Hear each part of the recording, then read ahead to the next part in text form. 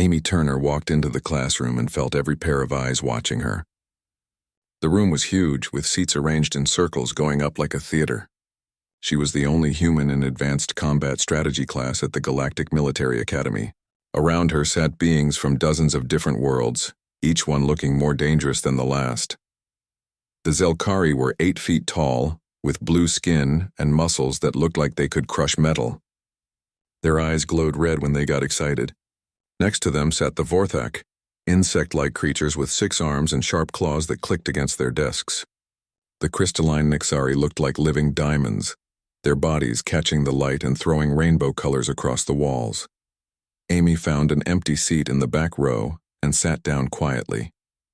She wore the same gray uniform as everyone else, but somehow she felt smaller than the rest.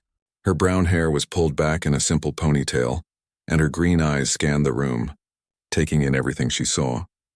At the front of the classroom stood Professor Kilos, a Hadrian with 4 powerful arms covered in thick purple skin. Scars ran across his face and neck, telling stories of old battles. His voice was deep and commanding when he spoke. Today, each student will present their species' most effective weapons, Professor Kalos announced. You will demonstrate proper usage and explain tactical applications in different combat scenarios. Amy's stomach dropped. She looked around the room and saw that every other student had brought something impressive.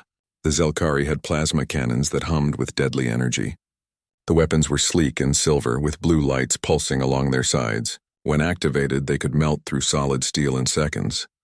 The Vorthak displayed their bioelectric stingers, organic weapons that grew from their own bodies. These stingers could deliver electric shocks powerful enough to stop a heart or paralyze an enemy for hours. They gleamed wetly under the classroom lights, looking both alive and deadly. The crystalline Nexari had brought sound wave disruptors that looked like twisted pieces of art made from pure crystal. These weapons could shatter bones with focused sound waves or create vibrations that would scramble an enemy's brain. Other species showed off energy swords, gravity hammers, and molecular disintegrators. Each weapon looked more advanced and terrifying than the last. Amy looked down at her empty hands and felt her cheeks get hot. Let us begin with the Zelkari, Professor Kalos said. Zex Prime, show us your people's contribution to galactic warfare. Zex Prime stood up, all 8 feet of him, and hefted his plasma cannon like it weighed nothing. His red eyes glowed brighter as he spoke in a voice like grinding metal. The Zelkari plasma cannon fires superheated energy bursts at light speed, he said, holding the weapon steady despite its obvious weight. It can penetrate any known armor and has unlimited ammunition when connected to a power source. Effective range is 5,000 meters in atmosphere, unlimited in space. He aimed at a practice target and fired. The blast lit up the entire room with blue light. When it faded, the target was completely gone, vaporized into nothing. The other students made impressed sounds. Professor Kalos nodded. Excellent demonstration. Vorthak representative, you are next. The insect-like student clicked forward on 6 legs. She extended one of her bioelectric stingers, and electricity danced along its length like tiny lightning bolts. Vorthak stingers are part of our bodies, she said in a voice like buzzing bees. They cannot be taken away or destroyed without killing us. The electric charge can be adjusted from stunning to lethal. They also inject paralytic venom that works on most species. She demonstrated on another practice target, and the electricity made it shake and smoke. Even after she stopped, the target continued to twitch from the residual energy. One by one, each species presented their weapons. The demonstrations grew more impressive and destructive. Gravity weapons that could crush enemies flat. Energy shields that could deflect any attack.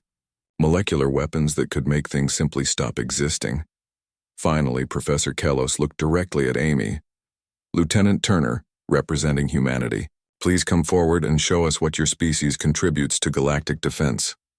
Amy's heart pounded as she stood up. Every eye in the room followed her as she walked down to the front. Her footsteps echoed in the sudden silence. When she reached the demonstration area, she turned to face the class. Where is your weapon, human? Zex Prime called out, his red eyes flickering with amusement. Did you forget to bring your primitive projectile launchers? Laughter rippled through the classroom. Amy heard clicking sounds from the Vorthak and crystal chimes from the Nexari that she knew meant they were laughing too. I heard humans still use metal slugs and chemical explosives, another student said. How basic. Perhaps she lost her weapon on the way here, suggested a third voice. More laughter followed. Amy stood quietly in the center of the room, waiting for the noise to die down. Her face remained calm, but inside she was thinking fast. She had known this moment would come. She had prepared for it. Professor Kalos raised one of his 4 hands for silence. Lieutenant Turner, I do not see any equipment. What do you plan to demonstrate? Amy looked up at all the faces watching her. Some showed amusement, others curiosity, and a few seemed almost sorry for her. She took a deep breath and raised both of her hands, showing her empty palms to the class. Weapons, she said simply. The laughter exploded louder than before. Zex Prime slammed his massive fist on his desk, making the whole room shake. She brings nothing and calls it weapons. This is the species that thinks it can fight alongside us? But Professor Kalos did not laugh. His 4 eyes studied Amy carefully, and something in her posture made him curious. He had seen many warriors in his long life, and this small human female carried herself like someone who knew things others did not. Silence, he commanded, and the room went quiet instantly. Lieutenant Turner, please proceed with your demonstration. Amy nodded and moved to the center of the open area. She looked around at all the advanced weapons the other students had brought, then back at her own empty hands.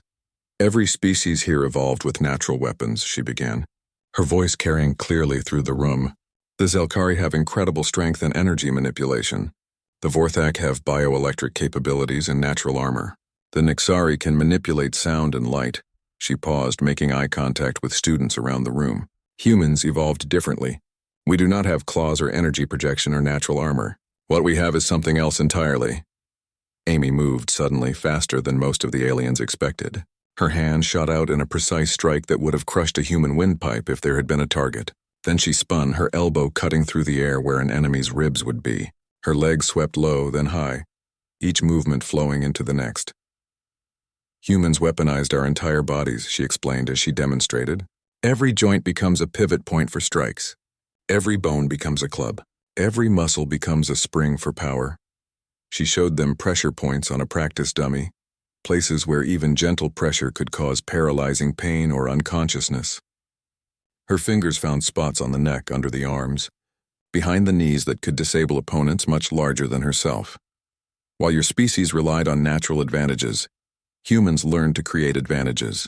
We studied anatomy and physics. We learned exactly how much pressure it takes to break bones, how to cut off blood flow to the brain, how to use an opponent's weight against them. The demonstration continued as Amy showed joint locks that could snap limbs, throws that could send enemies flying regardless of their size, and strikes that could stop hearts or cause internal bleeding. Every movement was precise, controlled, and devastatingly effective. The laughter had stopped completely. Even Zex Prime watched in silence as this small human female demonstrated ways to kill or disable that required no technology, no energy source, and no equipment that could be taken away. This is what humans bring to galactic defense, Amy concluded, lowering her hands. While you perfected your natural gifts, we learned to turn everything into a weapon. Our bodies, our environment, our minds. We adapt, Professor Kalos nodded slowly. In all his years of teaching, he had never seen anything quite like this demonstration. The room remained silent as Amy walked back to her seat, her point made more clearly than any plasma blast or energy weapon could have managed. The next morning, Amy woke up to loud sirens blaring through the academy dormitories. Red lights flashed in the hallways as students rushed around in confusion. She quickly put on her uniform and joined the crowd heading toward the main assembly hall. Professor Kilo stood on the platform, his 4 arms crossed as he waited for everyone to gather. Behind him, large screens showed images of a forest planet with thick trees and rocky hills. Amy recognized it as Training World 7, one of the Academy's testing grounds. Today you will face a practical exercise, Professor Kilos announced. His voice echoed through the hall. You will be transported to the surface with only basic survival gear. No weapons of any kind are allowed. Students began talking nervously among themselves. Amy heard Zex Prime's deep voice complaining loudly to his friends. The Vorthak were clicking their claws together in agitation, and the crystalline Nexari were making worried chiming sounds. Your objective is simple, the professor continued. Reach the extraction point 15 kilometers from your drop zone. However, the planet is patrolled by automated hunter drones. These machines are programmed to test your combat reflexes and survival skills. The screen showed images of the hunter drones. They were silver spheres about the size of basketballs, floating through the air on invisible energy fields. Each one had multiple sensors and energy weapons that could stun or injure. Amy studied their design carefully, noting the placement of their propulsion systems and weapon ports. "You have 6 hours to reach extraction," Professor Keelos said. "Transport ships are waiting. Move out." Amy followed the crowd toward the transport bay. Around her, students were panicking about being separated from their weapons. She heard a Zelkari cadet ask his friend how they were supposed to fight without plasma cannons. A Vorthak warrior worried about facing enemies without her bioelectric stingers enhanced by technological amplifiers.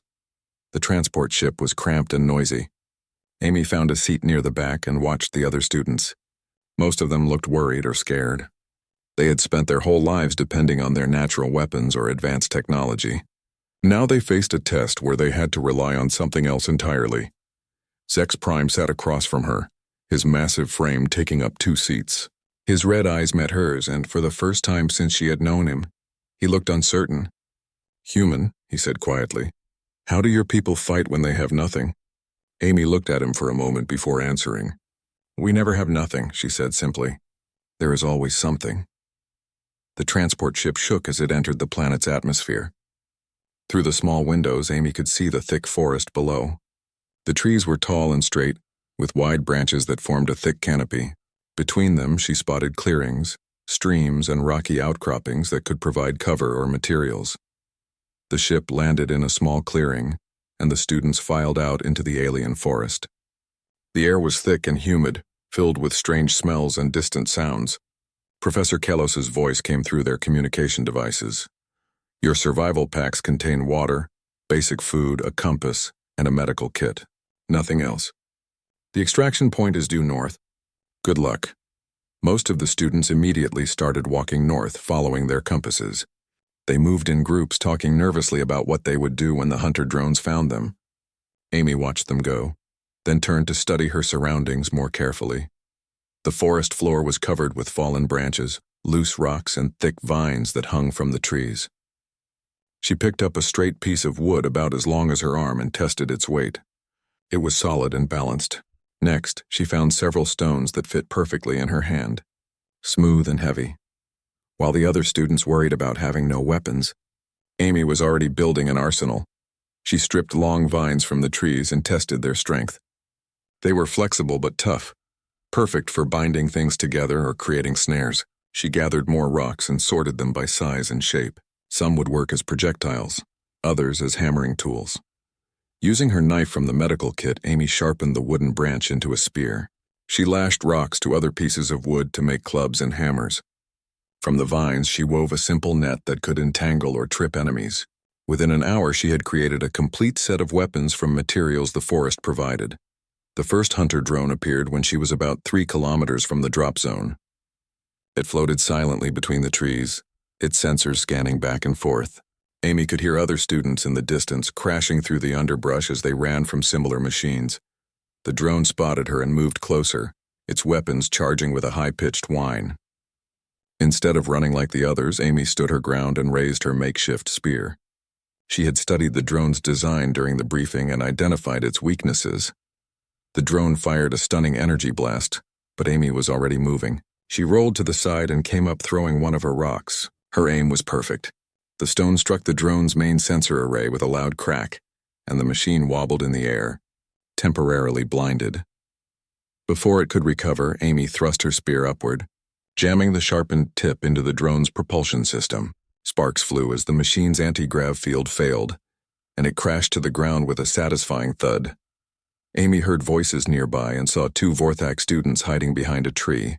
They had watched her destroy the drone and were staring at her with amazement. "How did you do that?" one of them asked, her voice full of clicks and buzzes. "I used what was available," Amy said, pulling her spear free from the wrecked drone. "The forest gives us everything we need if we know how to look." She helped the Vorthak students understand basic tool-making, showing them how to find and prepare useful materials. They were quick learners, and soon they had their own simple weapons. Amy taught them to move quietly through the forest, using the trees for cover and watching for signs of the hunter drones. As they traveled north together, they encountered more students in trouble. Zex Prime was hiding in a cave, too afraid to move because 2 drones were patrolling outside. A group of Nexari had climbed high into the trees but could not get down without being spotted.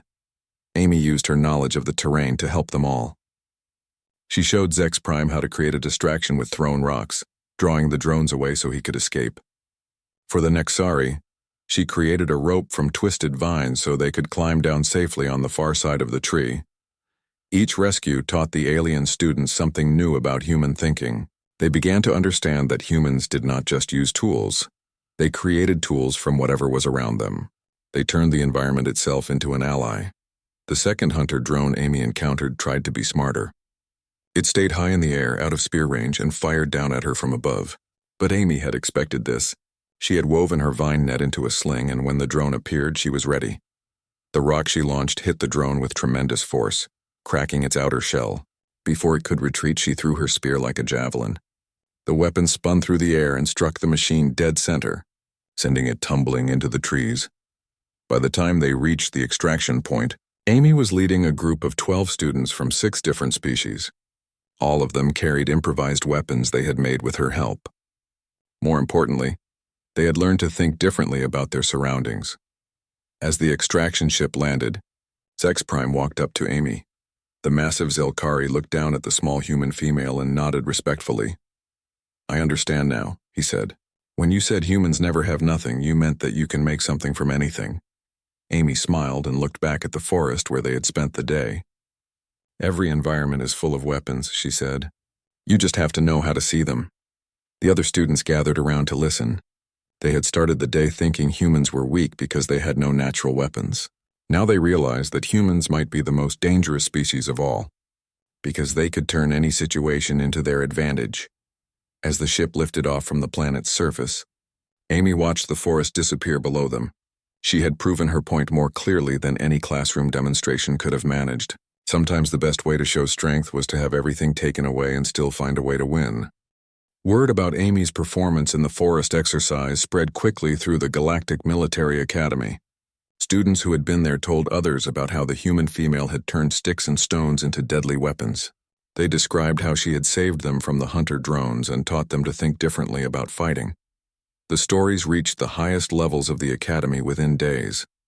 Admiral Kane Harris, the human representative on the Galactic Defense Council, received a detailed report about Amy's abilities. He was a tall man with gray hair and sharp blue eyes that missed nothing. Scars on his hands and face told of battles fought across the galaxy. Admiral Harris had been watching Amy's progress since she arrived at the Academy, but the forest exercise convinced him that she was special. He decided to come see her final examination personally. This test would be different from anything the Academy had done before. The examination took place in the Academy's most advanced simulation chamber. The room could create any environment with perfect detail, complete with realistic physics and consequences. For Amy's test, they designed a space station under attack. Professor Kellos explained the scenario to Amy as she stood outside the simulation chamber. The station has been captured by hostile forces. 24 civilian hostages are being held in different locations. Your mission is to rescue them all and neutralize the threats.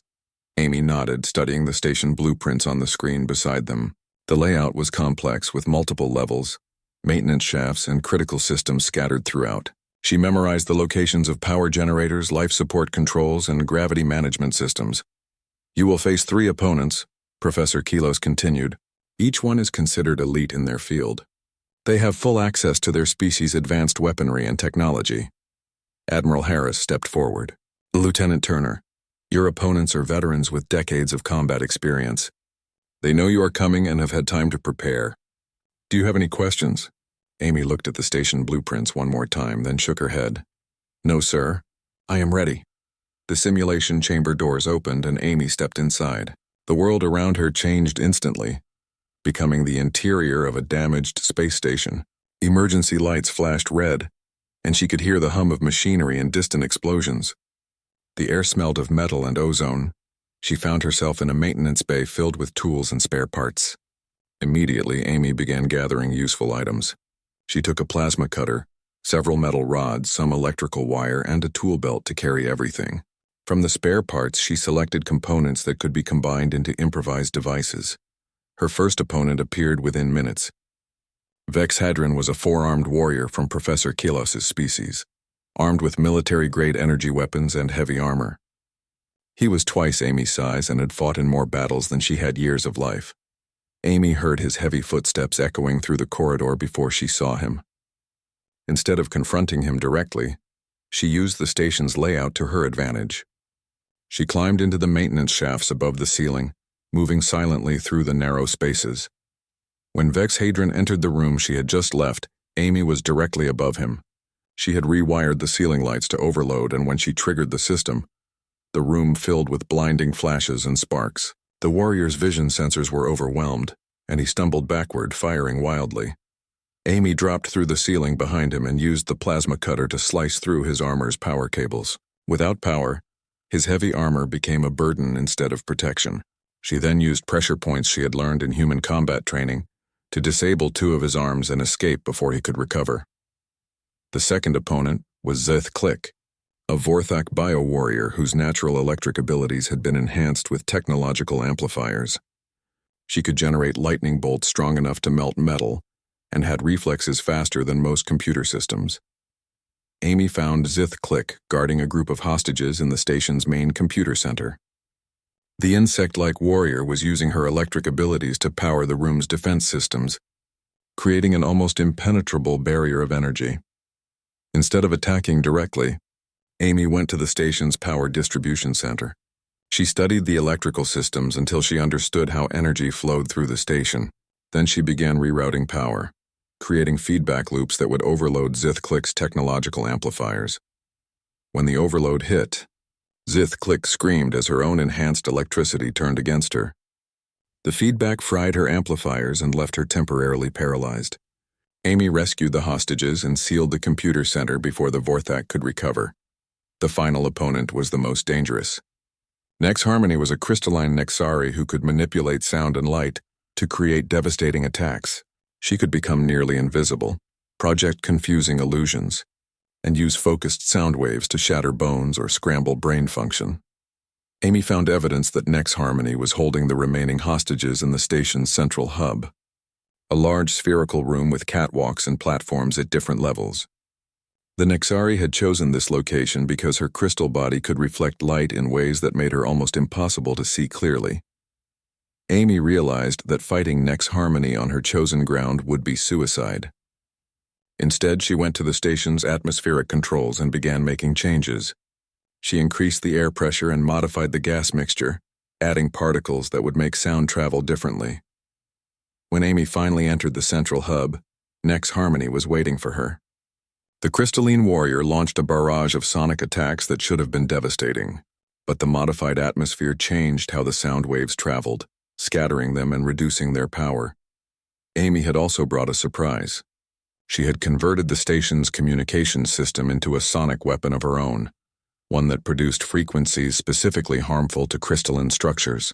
When she activated it, Nex Harmony's body began to crack and resonate painfully.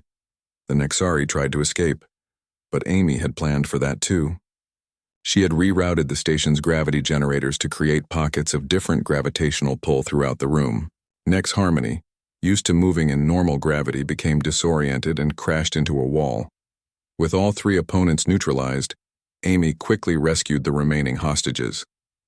She had completed her mission without firing a single energy weapon or engaging in direct combat with any of her enemies. Outside the simulation chamber, Admiral Harris and Professor Kelos watched in amazement. The entire exercise had taken Amy less than 2 hours, and she had solved each problem in ways that neither of them had anticipated. "Remarkable," Professor Kelos said, his 4 eyes wide with surprise. She turned the station itself into a weapon against each opponent. Admiral Harris nodded thoughtfully. She identified each enemy's strengths and found ways to make those strengths work against them. The Hadrian's armor became a burden, the Vorthak's electricity became a liability, and the Nexari's acoustic abilities were neutralized by environmental manipulation. When Amy emerged from the simulation chamber, she looked tired, but satisfied. Admiral Harris approached her with a serious expression. "Lieutenant Turner, I have been authorized to make you an offer," he said. "The Galactic Defense Council has a special unit that handles threats conventional military cannot manage. Your performance today confirms that you have exactly the kind of thinking we need. Amy looked at the Admiral, then at Professor Kelos, who was nodding encouragingly. What kind of threats, sir? The kind where having the best weapons is not enough, Admiral Harris replied. The kind where you need someone who can turn any situation to their advantage, no matter how impossible it seems. Amy thought about her time at the academy, about the students who had laughed at her empty hands, and about everything she had learned about herself and her species. I accept, sir. Admiral Harris smiled for the first time since arriving at the academy. Welcome to the most dangerous job in the galaxy, Lieutenant. I think you are going to do very well. As they walked out of the simulation chamber together, Amy realized that her real education was just beginning. The academy had taught her about other species and their capabilities, but now she would face challenges that would test everything humanity had to offer. Admiral Harris led Amy through the academy's restricted sections to a conference room she had never seen before. The walls were lined with screens showing star maps and classified military data. Professor Kelos was already waiting inside, along with two other academy officials Amy did not recognize. Please sit down. Lieutenant Turner, Admiral Harris said, gesturing to a chair at the large metal table. What I am about to tell you is classified at the highest levels. The information cannot leave this room. Amy nodded and took her seat. The screens around the room displayed images of battles across the galaxy. She saw human soldiers fighting alongside alien forces against enemies she did not recognize. Many of the scenes showed desperate situations where conventional tactics had failed. The Academy's leadership needs to understand something important about humanity's role in galactic defense, Admiral Harris began. Your performance in the simulation was not unusual for a human. It was typical. Professor Kelos looked surprised. Typical, but her tactical thinking was extraordinary. The way she used the environment against her opponents was unlike anything I have seen. Admiral Harris smiled grimly. That is exactly my point. What seems extraordinary to other species is standard human military doctrine. We have been fighting this way for thousands of years. He activated a wall screen that showed video footage from recent conflicts. Human soldiers were working in small teams, cut off from their main forces and facing enemies with superior technology. Amy watched as they improvised weapons, turned buildings into fortresses, and used their enemies' own equipment against them. While other species evolved specialized physical advantages, humans developed something far more dangerous, Admiral Harris continued. We learned to adapt faster than our enemies could plan for us. The screen showed a battle where human Marines had been trapped in a city with no heavy weapons. Instead of surrendering, they had rigged the entire water system to explode, flooding the lower levels and forcing the enemy into killing zones they had prepared in advance. This footage is from the Kepler-7 conflict, Admiral Harris explained. A single human company held off an entire regiment of Vorthak assault troops for 6 days, using nothing but civilian infrastructure and basic supplies. Amy studied the images carefully. The human soldiers moved through the city like they owned it, always seeming to be where the enemy did not expect them. They appeared and disappeared through sewers, building ventilation systems and maintenance tunnels that the alien forces had not even known existed. How did they know the city so well? Amy asked. They did not, Admiral Harris replied. They learned it during the battle. Humans have an ability that other species find difficult to understand. We can read an environment and immediately see how to use it tactically. Professor Kelos leaned forward, his 4 eyes focused intently. You mean this is a natural human ability, not specialized training? Both, Admiral Harris said. All humans have the basic capability, but military training enhances it dramatically. We call it adaptive tactical thinking. Our species survived on Earth by being able to hunt animals larger and stronger than ourselves.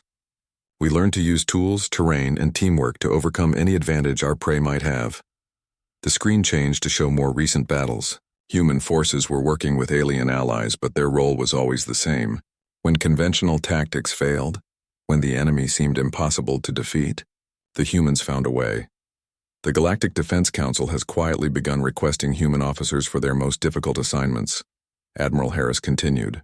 Not because we have the best technology, but because we succeed where other species consider victory impossible. Amy watched footage of a space battle where human engineers had somehow turned a damaged space station into a massive weapon. They had used the station's rotating sections to create a gravity sling, that launched asteroids at enemy ships with devastating accuracy. This is why you were selected for the Academy. Lieutenant Turner, Admiral Harris said. Not randomly, but as part of a program to identify humans with exceptional adaptive capabilities. Your test scores showed that you think 3 moves ahead of most people. Professor Kelos was studying data on his personal screen. The statistics are remarkable. Human forces have a success rate of 87% in scenarios where other species fail completely. How is this possible? Admiral Harris brought up a new set of images showing human soldiers in training. Other species trained to use their natural advantages more effectively. Selkari learned to maximize their strength and energy projection. Forthak enhanced their bioelectric abilities. Nixari perfect their sound and light manipulation. The images showed humans doing something completely different. They were practicing in environments that changed constantly, learning to fight with different weapons, studying the weaknesses of dozens of alien species. Humans train for uncertainty, Admiral Harris explained. We prepare for situations where everything goes wrong, where our equipment fails, where our plans fall apart. We learn to win when we should lose. Amy remembered her childhood on Earth, playing war games with her friends in the woods behind her house. They had always tried to make the games harder for themselves, adding new rules and obstacles just to see if they could still win.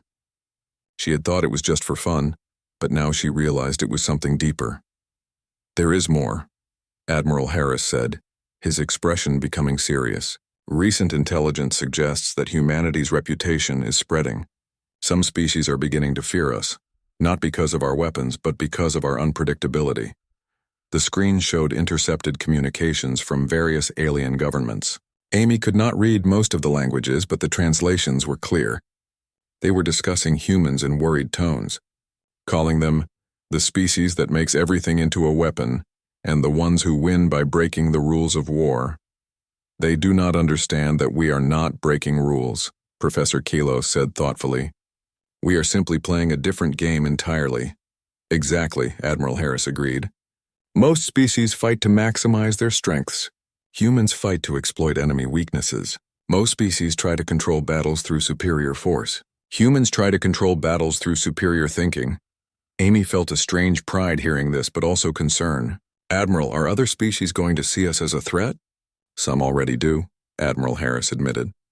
That is why the Galactic Defense Council wants more human officers in leadership positions. They need to understand us better, and we need to show them that our abilities are an asset, not a danger.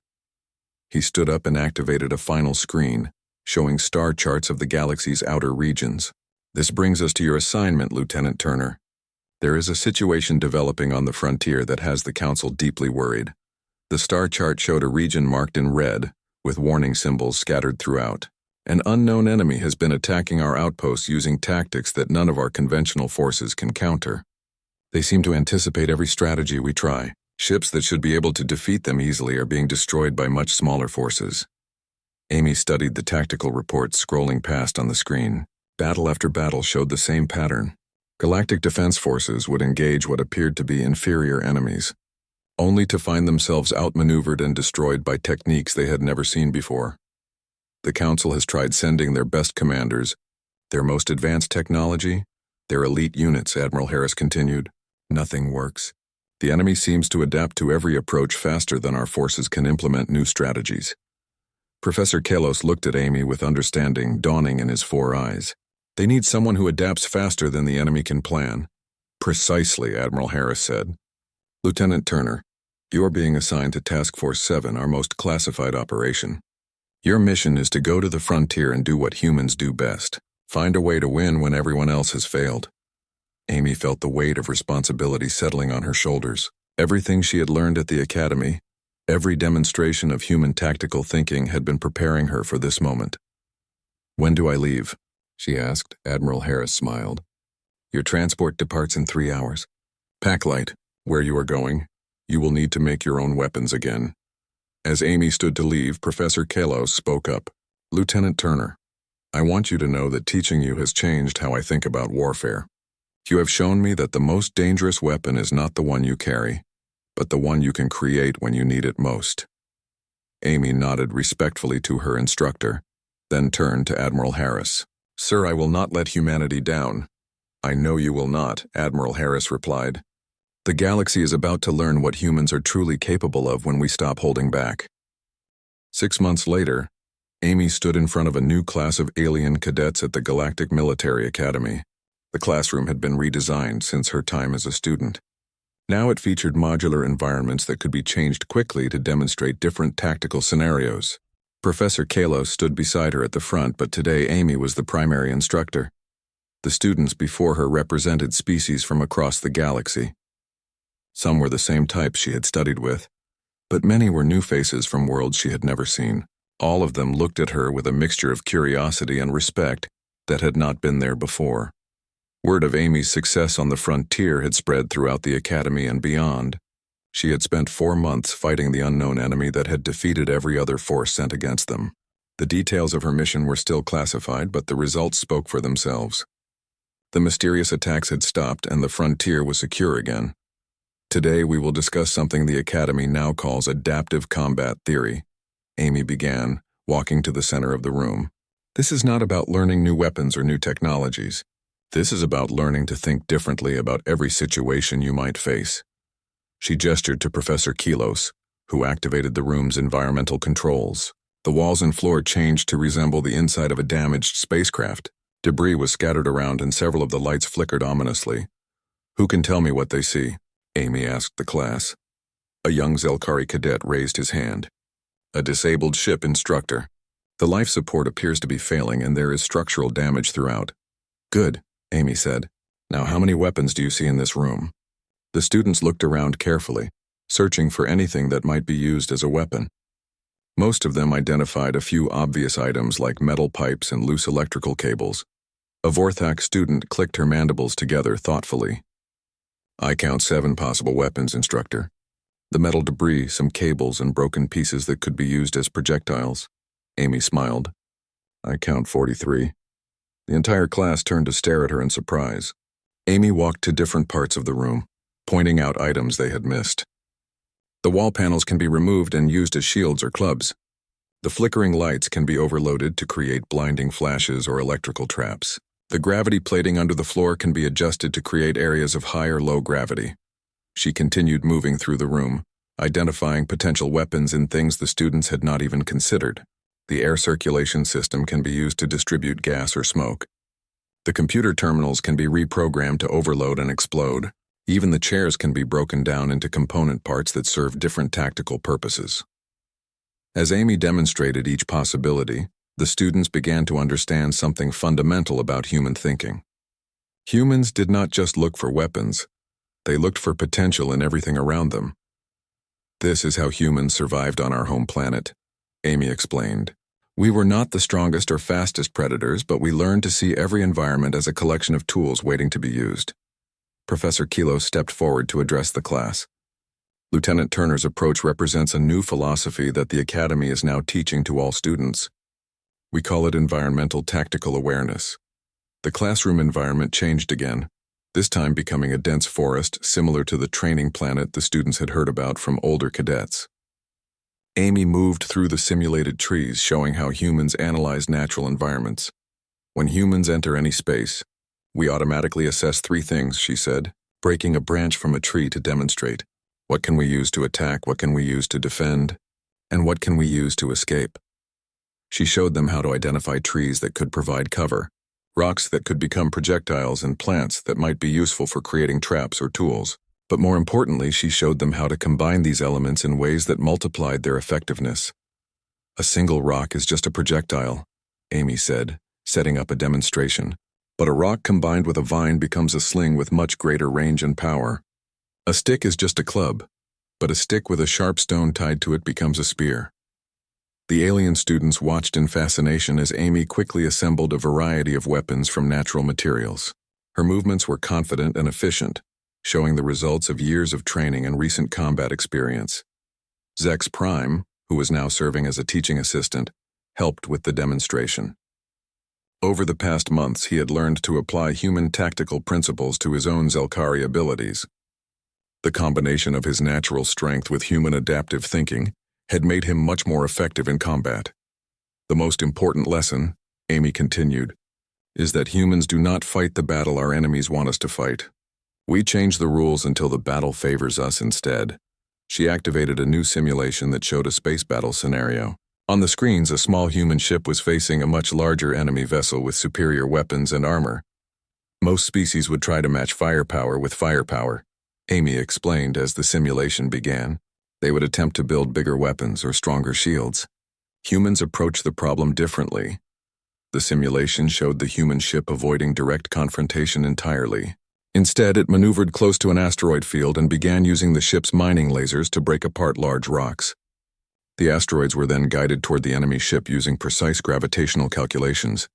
The humans won this battle without firing a single military weapon, Amy said as the simulation showed the enemy ship being destroyed by asteroid impacts. They turned the environment itself into their weapon. The class was silent for a moment, absorbing the implications of what they had seen. Then a crystalline Nixari student raised a delicate hand. Instructor Turner, how do humans learn to think this way? Is it something you are born with? Amy considered the question carefully. All humans have the basic ability, but it must be developed through training and experience. We learn by constantly asking ourselves, what if everything goes wrong? What if our weapons fail? What if our plans do not work?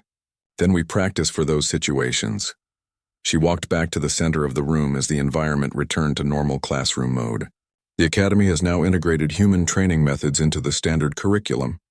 All students will learn basic adaptive thinking regardless of their species. Professor Kelos nodded approvingly. The results have been remarkable. Graduation exercise success rates have improved by 37% since we began teaching these techniques. As the class session ended, students gathered around Amy with questions about specific scenarios and techniques. She answered each one patiently, remembering her own confusion when she first arrived at the academy as the only human in her class. After the students left, Professor Kelos approached Amy with a data pad containing her new assignment orders.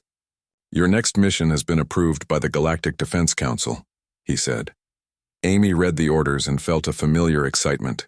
She was being sent to investigate reports of a new threat in a distant sector, something that conventional forces could not identify or counter. Another impossible situation? She asked with a slight smile. The most impossible yet, Professor Kelos replied. An entire star system has gone completely silent. No communications, no ships entering or leaving, no signs of life. But long-range sensors show that all the planets are still inhabited.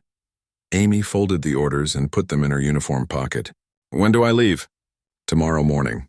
But Amy, Professor Kelos said, using her first name for the first time since she had been his student. Be careful. Whatever is happening in that system defeated 3 different investigation teams before they stopped sending them. Amy nodded seriously, but inside she felt the same confidence that had carried her through every challenge so far. Professor, I have learned something important over these past months. Humans are not dangerous because we are better fighters than other species. She walked toward the classroom door, then turned back to face her former instructor. We are dangerous because we never accept that anything is truly impossible. Give us any situation, no matter how hopeless, and we will find a way to turn it to our advantage. As Amy left the academy that evening to prepare for her departure, she thought about how much had changed since that first day when her classmates had mocked her for bringing no weapons. Now those same alien species were learning human techniques and applying them to their own natural abilities. The galaxy was becoming a more dangerous place, but it was also becoming more prepared for whatever challenges lay ahead. And somewhere out there in the silent star system, another impossible problem was waiting for someone who specialized in making the impossible possible. Amy smiled as she watched the stars through her quarters window. Tomorrow she would leave for a mission that others had failed to survive. But she was no longer the uncertain student who had stood in front of a laughing class with empty hands. Now she was a weapon that could adapt to any battlefield, overcome any enemy, and turn any environment to her advantage. She was exactly what humanity had always been, but now the galaxy knew it too.